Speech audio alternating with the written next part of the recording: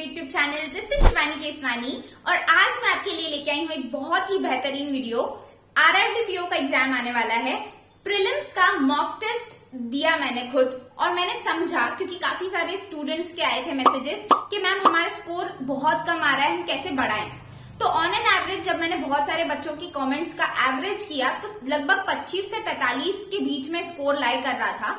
और इसको कैसे बढ़ाया जा सकता है उस पर मैं आज आपको सारी चीजें बताने वाली हूँ। मैंने खुद मॉक टेस्ट दिया है और खुद मैंने एक बहुत ही बेहतरीन स्ट्रेटेजी डिवाइस की है जो आपको हेल्प कर सकती है अपने मार्क्स बहुत ही अच्छे मार्जिन से बढ़ाने में।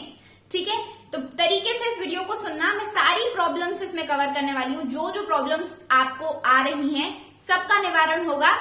सिर्फ वीडियो को अंत तक जरूर देखना, भले स्पीड लगा लेना लेकिन तरीके से सारी बातें सुन के जाना। So let's get started without any further delay. तो सबसे पहले तो मैं इसमें बता दूं आपको कि जो आपका क्वांट्स और रीजनिंग का मार्क जो 40 मार्क्स का है, इसमें आपको जो नंबर खींचने हैं, क्योंकि ऑन एन एवरेज आपका जो कट ऑफ है 50 जाता है, अभी हम मान के चल रहे हैं। कुछ स्टेट्स में जहां पे वैकेंसीज काफी कम होती है वहां पे 60 के लगभग भी पहुंच जाता है और कुछ स्टेट्स में काफी कम भी है, लाइक 40 लगभग। ठीक है, तो हम 50 मान के चलेंगे कि ऑन एन एवरेज हमें 50 लेके आना है। और आप अपने स्टेट्स की वैकेंसीज वगैरह देख के और प्रीवियस ईयर कट ऑफ का एनालिसिस करके अपने लिए एक टारगेट सेट करना। मैंने 50 लिया है। ठीक है, तो ये जो 50 नंबर है हमें कहाँ से उठाना है?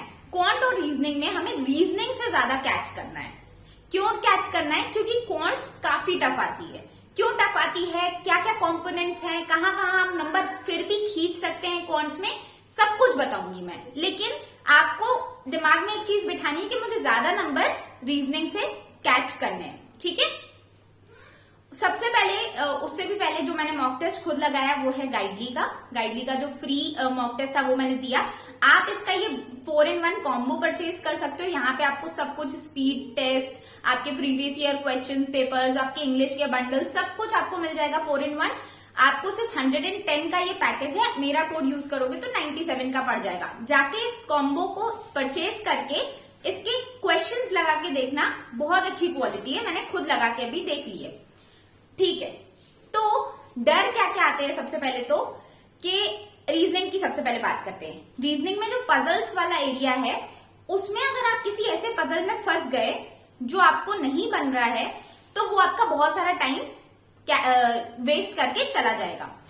तो पहली जो चीज हमें सीखने मिलती है कि जब भी हम रीजनिंग टच करेंगे, पजल्स पहले टच नहीं करेंगे, पहले मिसलीनियस वाले सेक्शन को उठाएंगे।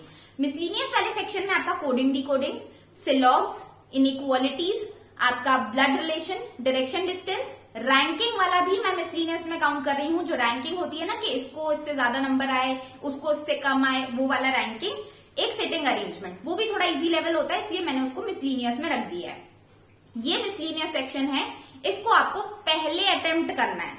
ठीक है, इसमें भी आपको प्रायोरिटी सेट करनी है कि कौन से क्वेश्चंस मुझसे जल्दी बन जाते हैं।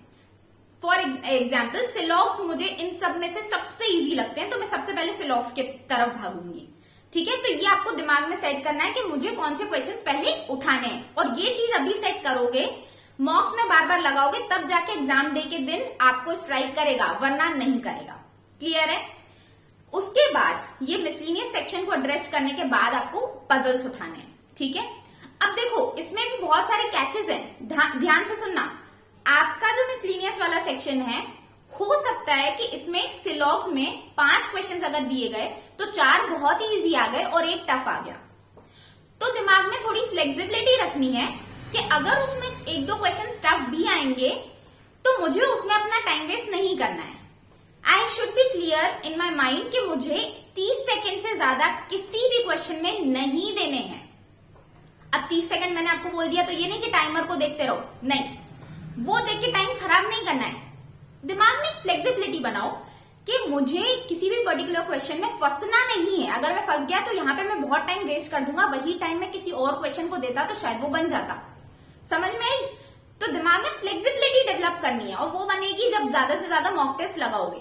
ठीक है, तो ये हो गया मिसलिनियस सेक्शन। अब आप जब पजल करने जाओगे उसमें भी ध्यान रखना है आपको कि पजल्स जब आप देखोगे सरसरी निगाहों से 15-20 सेकंड में एक बार देख लो कि ठीक है इसमें इतने इतने वेरिएबल्स हैं और ये चीजें हैं। जैसे वो होता है ना कि सर्कुलर वाला आ गया तो कुछ इनसाइड लुकिंग है, कुछ आउटसाइड लुकिंग है, तो वो मेरे लिए पर्सनली थोड़ा सा टफ पड़ता है, तो मैं उसको कभी भी पहले नहीं उठाती हूँ। तो ये पैटर्न्स आपको अपने लिए डेवलप करने के कौन से पजल्स मुझे टफ लगते हैं और कौन से इजी लगते हैं। तो जो इजी लगते हैं वो पहले उठा लो। जैसे फॉर एग्जाम्पल मुझे सबसे ज्यादा फ्लोर बेस्ड पजल इजी लगता है या बॉक्स वाला इजी लगता है, ठीक है, क्योंकि बॉक्स वाले में एक होता है ना कि बहुत सारी पॉसिबिलिटीज बनती है, आपको अगर पॉसिबिलिटीज कैंसिल करने आती हैं तो आप वो बना लोगे। वो मेरे साथ होता है, वो मेरे लिए इजी बनता है। आपको अपना सेट करना है कि मुझे कौन सा पजल इजी लगता है, मुझे वही उठाना है। अब उसमें भी मुझे फ्लेक्सिबिलिटी रखनी है कि जो टाइप ऑफ पजल मैंने चूज किया जो मुझे इजी लगता है, हो सकता है वो उस एग्जाम में टफ आ जाए, तो मुझे फ्लेक्सिबिलिटी रखनी है कि टफ आ सकता है और अगर टफ आता है तो मुझे उसको छोड़ देना है। ठीक है, समझ में आ गया। तो इसी तरीके से आपको अगर कॉम्पोजिट टाइम मिलता है तो आप अपना टाइम बनाओगे कि ठीक है मुझे इतने टाइम में रीजनिंग करनी है, इतने में मैथ्स करनी है, रीजनिंग को पहले उठाओगे। और अगर आपको सेपरेट टाइमिंग वाला आता है तो फिर तो कोई इश्यू है ही नहीं, फिर दिमाग में कुछ बनाना ही नहीं है कि ठीक है इतना टाइम मुझे इसके लिए, इतना टाइम मुझे इसके लिए, 22-23 मिनट आपको जो दिए जाएंगे।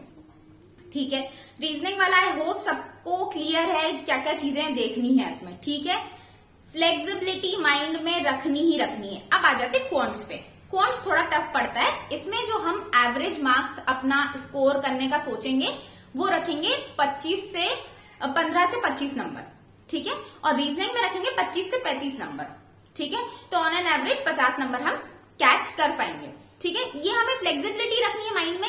अगेन इसको लोड नहीं बनाना है कि उस दिन एग्जाम देने जाओ तो यार मैडम ने तो बोला था कि 25 से 35 क्वेश्चंस करने ही है रीजनिंग के, तो आप वहां पे लोड नहीं लेना है। एक फ्लेक्सिबिलिटी, एक कुछ होते हैं ना पैटर्न्स बनाने दिमाग में, बस। अब आ जाते हैं क्वांट्स पे। क्वांट्स के कई सारे दिक्कतें मुझे पता चली, जैसे कि डीआई में फंस जाना। कुछ डीआईज बहुत लेंदी होती हैं, कुछ के क्वेश्चंस बहुत लेंदी होते हैं, तो मैम हम फंस जाते हैं, उसमें क्या करें। तो डीआई पे सबसे पहले बात कर लेते हैं। डीआई का जो होता है ना, डीआई के कुछ क्वेश्चंस बहुत लेंदी आते हैं। अक्सर वो इजी होते हैं। जब आप मॉक एनालिसिस करोगे ना तब आपको समझ में आता होगा यार ये तो बहुत इजी था, हमें ये चूज करना चाहिए था। ठीक है, तो लेंदी डीआई को देख के सबसे पहले डरना नहीं है। वो जो फियर सबसे पहले माइंड में आता है ना, वो हटा दो, बिल्कुल हटा दो, कैंसिल कर दो, कैंसिल आउट। आपको डरना नहीं है, आपको ये देखना है, एक बार सरसरी निगाहों से पढ़ के देख लो, आपका वो डर वहीं खत्म हो जाएगा कि हाँ ये तो बन सकता है। ठीक है, दूसरी चीज, डीआई पढ़ने से पहले उसके क्वेश्चंस जरूर देखो, क्योंकि क्वेश्चंस भी बहुत सारे, किसी डीआई में 5-6 लाइंस के क्वेश्चंस आते हैं तो हम उससे भी डर जाते हैं। यूजुअली वो लेंदी क्वेश्चन ज्यादातर इजी मिलते हैं, इसलिए एक बार क्वेश्चंस भी हमने सरसरी निगाहों से पढ़ लिए और फिर हमने डीआई बनाना शुरू की। डीआई बनाते वक्त सबसे जो इंपॉर्टेंट चीज है, कॉम्प्रिहेंशन में दिक्कत आती है, रीडिंग में दिक्कत आती है। तो रीडिंग बेटर करने के लिए I would suggest you to read some English newspaper if you are going for English optional in mains, और हिंदी न्यूज़पेपर अगर आप हिंदी चूज करने वाले हो मेंस में। उससे क्या होगा, आपकी रीडिंग कॉम्प्रिहेंशन डेवलप होगी और आप वही क्वेश्चन थोड़ा सा जल्दी पढ़ पाओगे, तो कुछ सेकंड जो वहां पे बचाओगे वो दूसरे क्वेश्चंस में मतलब आपको काम आ जाएंगे, और वो सेकंड्स तो बचेंगे ही बचेंगे, प्लस आपको वो क्वेश्चन बेटर वे में समझ आ पाएगा। आपको ज्यादा हाई तौबा नहीं होगी, लोड नहीं पड़ेगा, यहाँ पे प्रेशर नहीं बनाना है, मेन हमारा टारगेट यही है। ठीक है, तो आपको रीडिंग अच्छे से करनी है। ठीक है, रीडिंग करना आना चाहिए, तभी आप पहचान पाओगे कि ये क्वेश्चन मुझे बनेगा या नहीं बनेगा। तो डीआई के ये क्वेश्चंस आपके सॉल्व हो चुके होंगे आई गेस। डीआई को क्वांट्स में पहले नहीं उठाना है, पहले नहीं उठाना है। ठीक है, पहले उठाने हैं नंबर सीरीज, मिसिंग या रॉन्ग नंबर सीरीज के 5 क्वेश्चन आएंगे आपके, सिंप्लीफिकेशन अप्रोक्सीमेशन के 5 क्वेश्चन आएंगे, और क्वाड्रेटिक के आए तो आए, इन तीनों कैटेगरीज में से 2 कैटेगरीज के तो आएंगे ही आएंगे। ठीक है, तो पहले हमें इन्हीं को उठाना है। अब इसमें भी कैच है, यहाँ पे क्या होता है कि कोई सिंप्लीफिकेशन अप्रोक्सीमेशन के क्वेश्चन आ गए, 5 क्वेश्चन आए हैं और हमें पता है कि यार ये सबसे इजी सेब है, मतलब जो सबसे लोअर हैंगिंग फ्रूट बोलते हैं ना वो है, तो इसको उठा लिया हमने। अब इसको इस प्रेशर से नहीं उठाना है कि इसको करके ही जाना है, नहीं, क्योंकि एग्जामिनर यहाँ पे खेलता है कि हमने क्या किया, वहीं पे बीच में 1-2 टफ क्वेश्चंस डाल दिए। समझ में आई? 5 क्वेश्चन मैंने सिंप्लीफिकेशन अप्रोक्सीमेशन के आपको दे दिया, उसमें 1-2 क्वेश्चन बीच में मैंने टफ डाल दिए जो आपको परेशान करके रख देंगे, और बाकी का क्वेश्चन पेपर आपका डिले होगा और उसमें एक गंदा सा प्रेशर डेवलप होगा जिससे बाकी का परफॉर्मेंस खराब होगा। इसलिए वहां पे फ्लेक्सिबिलिटी रखनी है कि जो क्वेश्चंस आपको नहीं बने, leave it, straight forward leave करो, बाद में देख लेंगे जब लास्ट में टाइम बचेगा, मार्क फॉर नेक्स्ट कर दो, ठीक है? तो वहां पे फ्लेक्सिबिलिटी रखनी है। इसके बाद जो अर्थमेटिक के क्वेश्चंस होते हैं, अर्थमेटिक के क्वेश्चंस में अक्सर ये चीज देखी जाती है कि हम डरते हैं, स्ट्रेट फॉरवर्ड स्वाइप करते हैं। नहीं, डरना नहीं है। कुछ कुछ अर्थमेटिक के क्वेश्चंस बहुत इजी होते हैं, बिलीव मी, बहुत इजी होते हैं, और उनको बना लोगे तो आपका 1 नंबर पक्का हो जाएगा। इसलिए अर्थमेटिक के क्वेश्चंस को सरसरी निगाहों से 10 सेकंड में पढ़ना है बस, ठीक है? आपको समझ में आ जाएगा करना है या नहीं करना है। उसको कर लिया आपने तो लो, 1 नंबर हो गया आपका। इसलिए अर्थमेटिक के क्वेश्चन से स्ट्रेट फॉरवर्ड डरना नहीं है, और सरसरी निगाहों से पढ़ के डिसीजन लेना है कि मुझे ये करना है या नहीं करना है, और अगर बनता है, इजी है, तो तुरंत करके हमने साइड कर दिया, ठीक है? और उसके अलावा जो आपकी डीआई बचती है, डीआई को थोड़ा एंड में रखिए, लास्ट में रखिए।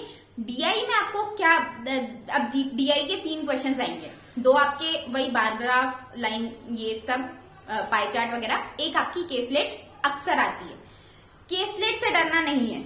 कई बार ऐसा होता है कि केसलेट, क्योंकि इतना लंबा क्वेश्चन होता है ना, क्योंकि हमें केसलेट बनानी है उसकी, इतना लंबा क्वेश्चन देख के हम डर जाते हैं, अरे भाई ये क्या हो गया, है ना? वो डरना नहीं है। 20 सेकंड दे दो इसके लिए, केसलेट के लिए 20 सेकंड दे दो और उसको पढ़ लो। लास्ट के लिए ही तो रखा है ना हमने, उसको पढ़ लो एक बार। अगर बनता है, अगर दिमाग ने एक सिग्नल दे दिया कि यार ये तो बन जाएगा, उठा लो उसको। और अगर लग रहा है कि ये कॉम्प्लिकेटेड है, फंसा सकता है, दूर कर दो, ठीक है? बार चार्ट और पाई चार्ट, इन सारे में देख लेना एक बार। इनमें क्वेश्चन जो लेंदी होते हैं अक्सर वो इजी निकलते हैं, इसलिए उसके लिए अपने माइंड में फ्लेक्सिबिलिटी रखनी है। कोई भी चीज स्ट्रिक्टली माइंड को नहीं बतानी है कि ये नहीं करना है, ये करना है, ये नहीं करना है, ये करना है, ऐसा नहीं। कोई भी चीज वहां पे जाके कैसी भी फॉर्मेट में आ सकती है, हो सकता है जिससे आप डर रहे थे वो सबसे इजी आ जाए, इसलिए माइंड में डर नहीं रखना है। ये पूरा आपका निचोड़ था कि किस तरीके से आपको मॉक में अपने नंबर बढ़ाने हैं। अगर आपको समझ में आ गई है तो अभी मॉक टेस्ट दो और देखो, अप्लाई करके देखो कि कितना बन रहा है। धीरे धीरे करके लगभग 10-12 मॉक टेस्ट जब आप दे दोगे, आपकी खुद की स्ट्रैटेजी अपने आप बन जाएगी, और फिर आपको किसी से पूछने की जरूरत नहीं पड़ेगी कि मैं मॉक टेस्ट में नंबर कैसे बढ़ाऊं, ठीक है? इतना कर लेना। अगर तुम्हें अच्छा रिजल्ट मिले तो कमेंट सेक्शन में जरूर बताना, क्योंकि तुम्हारा कमेंट देख के कोई और जो बच्चा पढ़ाई कर रहा है वो देख के बहुत मोटिवेट होगा और वो भी इस टेक्निक को अप्लाई करेगा। इसलिए कमेंट सेक्शन में जरूर बताना। बाकी मिलते हैं नेक्स्ट वीडियो में, तब तक के लिए टेक केयर, बाय बाय।